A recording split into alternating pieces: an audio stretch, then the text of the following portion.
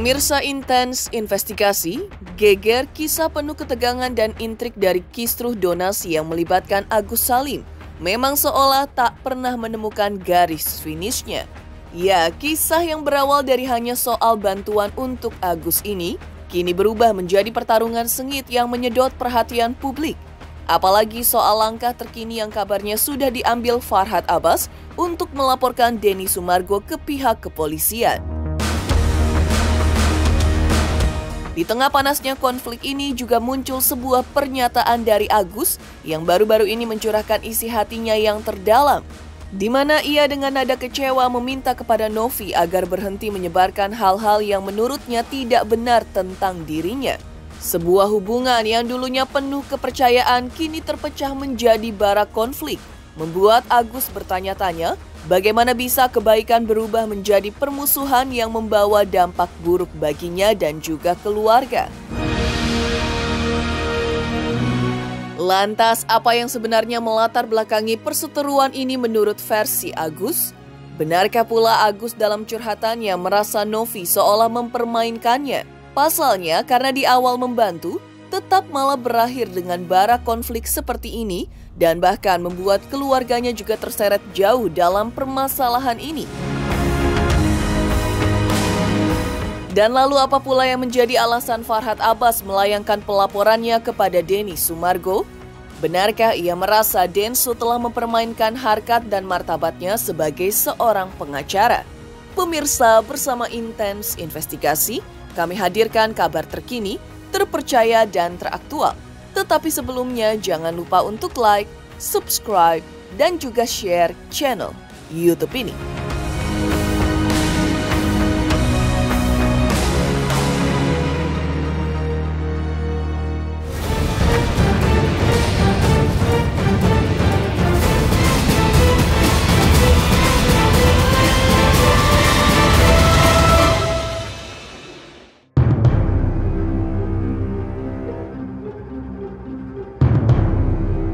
Ya, masih melanjutkan kisruh donasi yang menyeret nama Agus Salim, pria yang disiram air keras oleh rekan kerjanya, Novi Pratiwi dan Denny Sumargo, sang penggagas donasi untuk Agus Salim, dan tidak ketinggalan kuasa hukum Agus, Farhad Abbas. Masalah yang awalnya diharapkan bisa membantu untuk pengobatan Agus Salim ini, tanpa disangka-sangka kini justru berubah menjadi bara konflik yang hingga kini seolah belum menemukan ujungnya. Semakin memanas setelah Farhad diketahui telah melaporkan Densu ke pihak kepolisian. Permasalahan ini sepertinya semakin jauh melihat garis finishnya, karena jika benar kejadian ini akan berlabuh ke jalur hukum, tentu pemirsa harus menyiapkan diri perihal intrik-intrik apa yang akan terjadi di depan dan langkah apa yang akan diambil Densu untuk menghadapi pelaporan ini. Meski begitu, di tengah carut-marutnya konflik yang kian memanas ini, baru-baru ini Agus pun juga kembali curhat perihal suasana hatinya yang sedang sedih. Dan ditujukan Agus untuk sang penggagas donasi, yaitu Novi. Pasalnya dengan kejadian ini, Agus merasa kecewa, Novi seolah telah menyebarkan informasi yang menurutnya tidak benar. Dan Agus juga mengungkap rasa kecewanya yang lain, yaitu hubungan yang terjalin antara keduanya yang dulu baik, mengapa kini berubah seperti sekarang, saling menyerang satu sama lain. Dan lebih parahnya lagi juga menjadi konflik yang membawa dampak buruk bagi kehidupan Agus dan keluarga kecilnya. Kalau kepengennya sih dari dulu ya udahlah, ngapain stop lah, maksudnya ngomong yang tidak benar gitu, lebih baik ngomong apa adanya aja, kan kita juga nggak mau berpecah belah gitu. Yang awalnya baik kok bisa begitu jadinya gitu. Ya kalaupun memang uang itu mau diatur kayak saya silahkan, tapi kan caranya itu jangan seperti itu yang Agus harapkan. Kalau memang dari awal, Gus sini ya ini saya pegang uang kamu, saya masukin ke yayasan, kan enak, nggak harus menjelek-jelekan dengan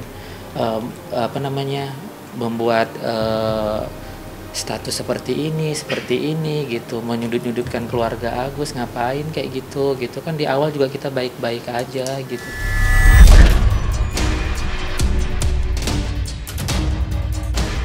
Agus dalam bincang-bincangnya dengan awak media juga kembali menjelaskan perihal alasan dibalik keputusannya untuk melaporkan Novi ke pihak berwajib. Dengan hati yang terluka, ia mengungkapkan bahwa tindakan Novi telah membuat nama keluarganya tercoreng di mata masyarakat, seolah menjadi titik balik tindakan berani yang dilakukannya. Bagaimana tidak, merasakan kepedihan mendalam lantaran merasa banyak ucapan Novi yang menurutnya tak sejalan dengan kejadian aslinya.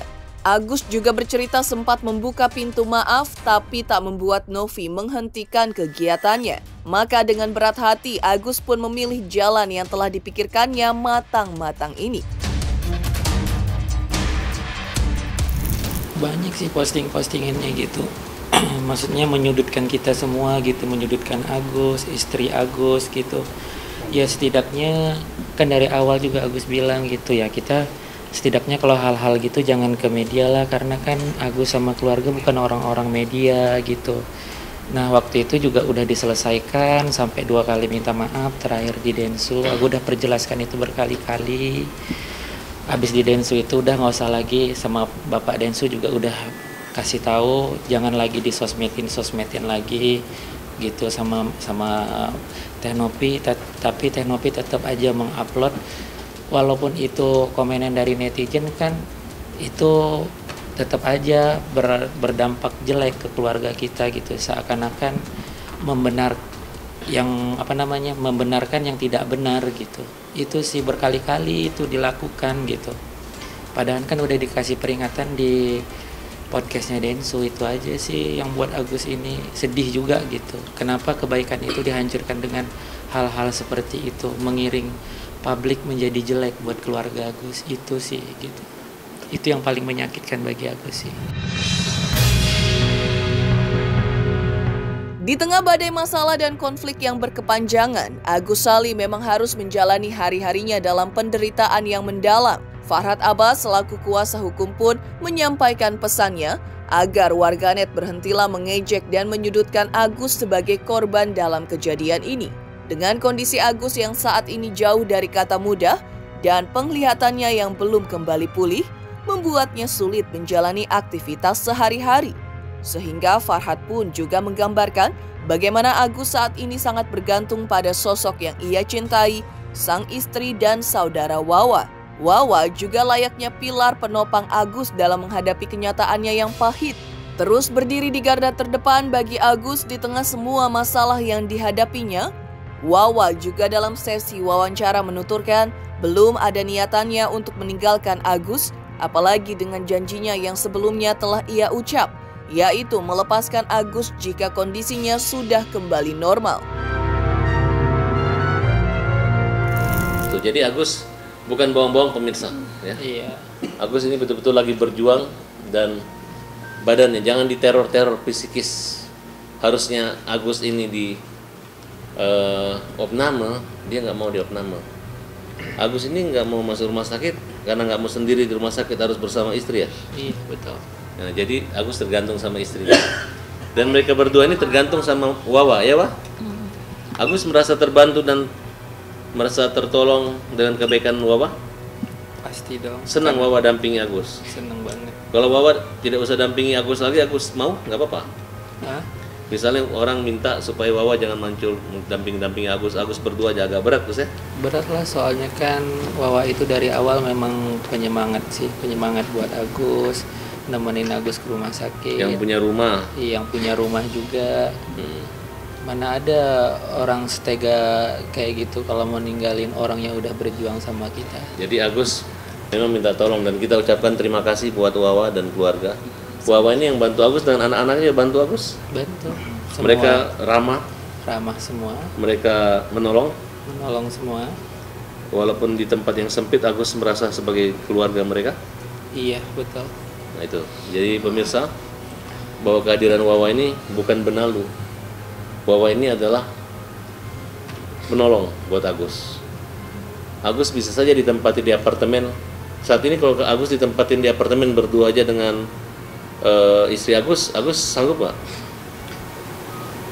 Kalau sanggupnya sanggup aja sih, cuman kan Wawa tuh harus dampingin Agus terus gitu, karena dia kan penyemangat Agus gitu. Tapi Wawa memang mau rencana meninggalkan Agus?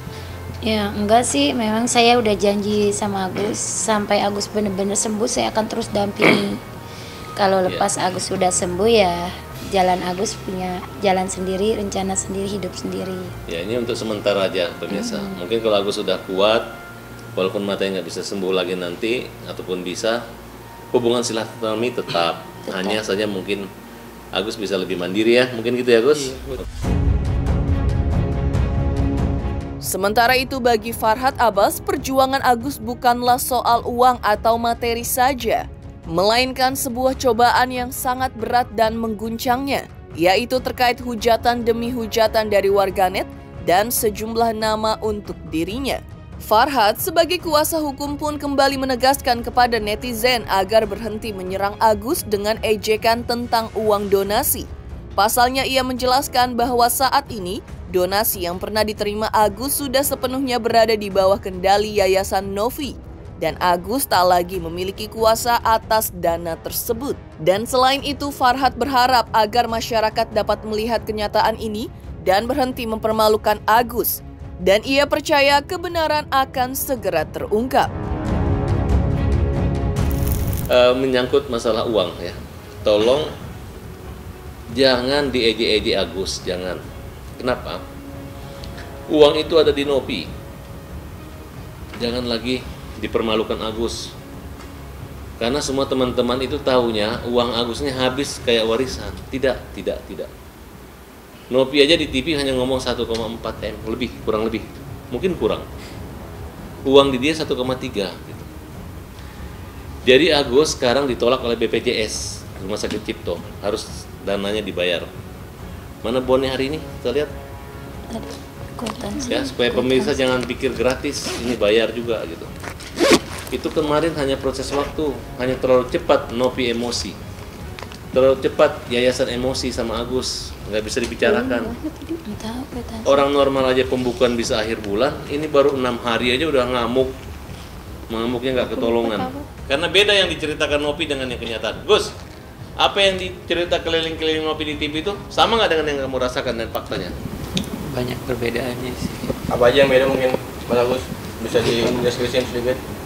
Bedanya pas dibilangnya saya menutup-nutupin, itu kan nggak benar juga. Sebelum itu juga kan Agus udah telepon juga, terus dia nyebarin. Nggak ada yang Agus tutup-tutupin. Kalau emang Agus tutup-tutupin, ngapain kita kasih mutasinya ke dianya gitu? Kita juga nggak bakal lari. Dikasih mutasi bukannya Iya, untuk dia soalnya teliti, kan untuk dipermalukan iya, Agus. soalnya kan kondisi Agus kan lagi sakit juga, istri Agus juga nggak bisa yang langsung di situ suruh langsung jadi gitu. Ya kan kita menyesuaikan sama kondisi aja gitu. Ya udah kalau emang dia berpendapat situ ya biarin aja. Allah kan lebih tahu. Sementara itu di balik curhatan Agus yang mengejutkan lainnya adalah situasi yang memanas antara Farhad Abbas dengan Denny Sumargo. Berujung Farhad melaporkan Densu ke pihak kepolisian. Apa alasan dibalik Farhad yang melayangkan pelaporannya untuk Densu? Benarkah ia merasa Densu telah mempermainkan harkat dan martabatnya sebagai seorang pengacara? Pemirsa Intens Investigasi, jangan lupa saksikan terus Intens Investigasi setiap hari Senin sampai dengan Jumat, tayang 5 kali sehari, dan Sabtu tayang 3 kali sehari, yaitu pada pukul 11 siang, 12 siang, 3 sore, 5 sore, dan 6 sore, tentunya hanya di YouTube channel.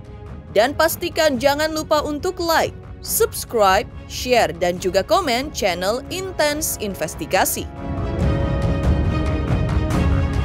Selamat untuk Intens Investigasi karena sudah mencapai 3 juta subscribers di YouTube. Sukses selalu and all the best!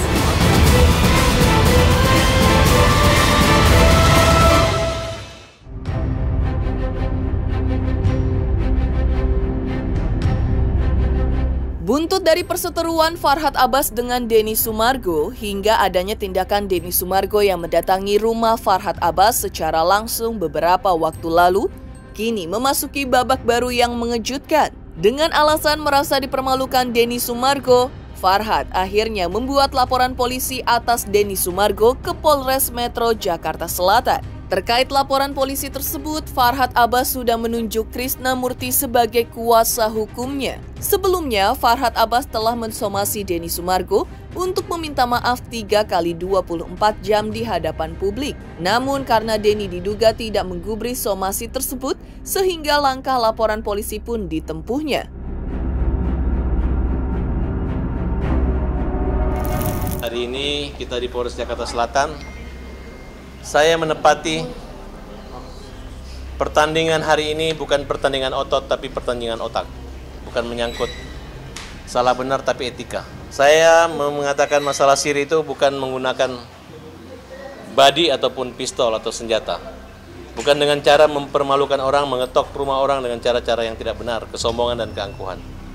Tapi saya dengan tim yang saat ini kita beri kuasa kepada Bang Dr. Krisnamurti, kantor beliau dan tim gabungan pengacara pembela kaum lemah, kami tempuh secara hukum. Selanjutnya, Krisnamurti selaku kuasa hukum Farhad Abbas juga mempertanyakan tindakan Denny Sumargo saat menyambangi rumah Farhad Abbas yang justru seolah menantang Farhad Abbas untuk memukul dirinya. Namun yang mengherankan pihak Farhad Abbas adalah terkait alasan Denny Sumargo ketika itu yang justru mengundang banyak media ada bersama dirinya. Apalagi menurut Krisnamurti, tindakan Denny tersebut termasuk pelanggaran dan masuk kategori pidana berdasarkan undang-undang yang berlaku di Indonesia, sehingga bisa dijerat dengan pasal pidana dan sudah dilaporkannya dengan Undang-Undang Nomor 20 Tahun 2008 Pasal 16 dan atau Pasal 156 KUHP dengan ancaman hukuman di atas 5 tahun penjara.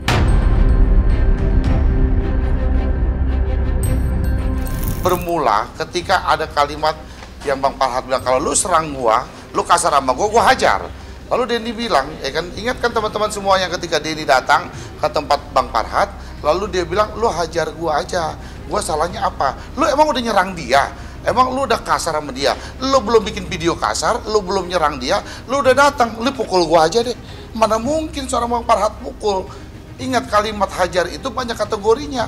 Hajar itu seperti apa? Saya yakinkan sebagai orang hukum bukan hajar seperti ini. Kok dia mau melakukan minta dihajar dengan mengundang teman-teman media untuk hadir? Satu tindak pidana yang akan diperbuat. Kenapa dia melakukan mengajak teman-teman untuk diliput?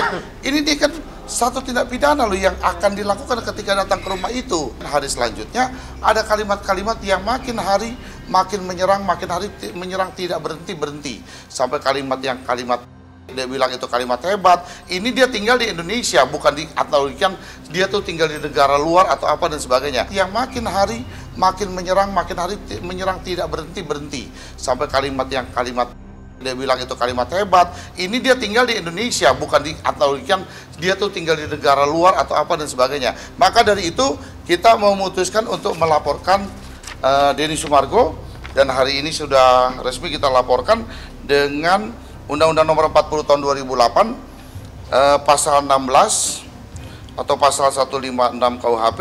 Korbannya adalah Farhad Abbas dan terlapornya adalah Denny Sumargo dengan ancaman hukuman di atas 5 tahun.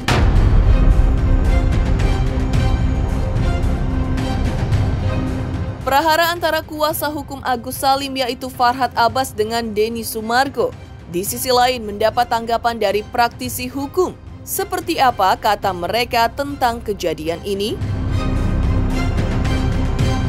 Selamat untuk intens investigasi. Sudah 3 juta subscriber, luar biasa sekali 3 juta. Ya pokoknya semakin sukses lah dan bisa menghadirkan sesuatu yang memang baik untuk diperlihatkan.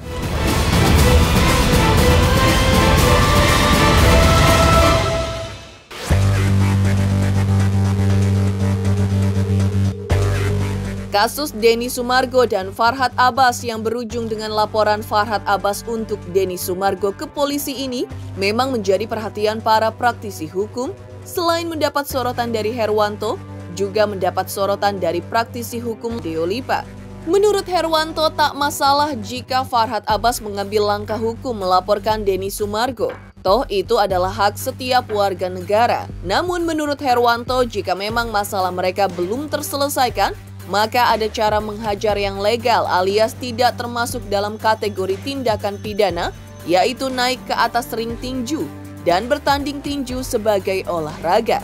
Di sisi lain, Deolipa juga sebagai praktisi hukum melihat pada akhirnya Farhad Abbas melaporkan Denny Sumargo ke kepolisian memang bisa membuat masalah ini justru semakin panjang.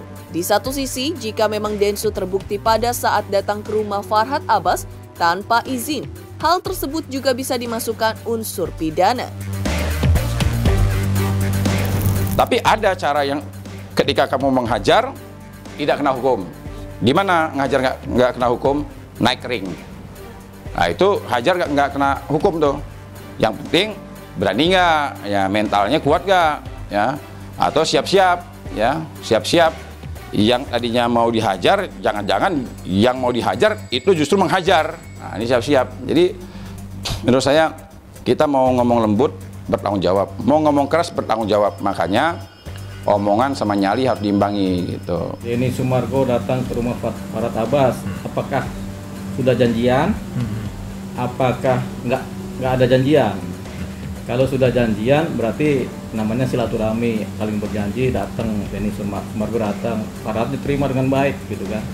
Tapi kalau nggak ada janjian, tahu-tahu Denny Sumargo datang ke tempat Farhad Abbas ya, tanpa janjian dan tanpa Farhad Abbas tahu, ya tentunya bisa dibilang ini memasuki rumah orang tanpa izin, tanpa persetujuan. Bahasa kasarnya mau labrak rumah orang lah kan begitu kan. Nah sebenarnya kalau tanpa izin dan tanpa persetujuan Farhad Abbas, Denny Sumargo bisa diusir itu. Bagi tata krama, etika bertamu ya salah Denny Sumargo. Gitu. Apalagi kalau dia bertamu orang yang didatengin nggak nyaman atau nggak ini ya sebenarnya nggak bagus. Jelas saja yang punya rumah bisa marah, bisa menerima dengan sukacita, nggak ada persoalan. Kalau yang punya rumah menerima dengan sukacita. Tapi kalau yang punya rumah nggak nyaman dan merasa terhina atau merasa nggak suka, ya berarti kan jadi persoalan. Persoalan ini bisa ngerembet dari persoalan biasa etika menjadi persoalan hukum. Sebenarnya apapun yang Farhad katakan, kemudian tiba-tiba orang yang disinggung itu datang ke rumah, sebenarnya orang yang datang ke rumah itu salah, gitu. Karena datang ke rumah itu namanya bertandang. Kalau ada persetujuan namanya bertandang. Tapi kalau nggak ada persetujuan, itu bisa disebut maling, bisa disebut orang yang mau merampok, bisa diduga kan? Bisa juga menyebut orang yang kemudian masuk rumah orang tanpa izin. Nah, kalau si yang pemilik rumah kemudian nggak sepakat atau nggak sepaham atau malah nggak suka, nah dia bisa dilaporkan. Suatu keadaan di mana orang memasuki pekarangan tanpa izin, itu pertama. Apalagi kalau niatnya juga ada, niat mau berantem, niat mau memukul, itu udah nggak bisa. Demikian pemirsa kabar terkini, terpercaya dan teraktual yang kami hadirkan hari ini. Saksikan terus Intens Investigasi setiap hari Senin sampai dengan Jumat, tayang 5 kali sehari, pada Sabtu tayang 3 kali sehari, yaitu pada pukul 11 siang, 12 siang, 3 sore, 5 sore, dan 6 sore, tentunya hanya di YouTube channel. Dan pastikan jangan lupa untuk like, subscribe, share, dan juga komen channel Intens Investigasi.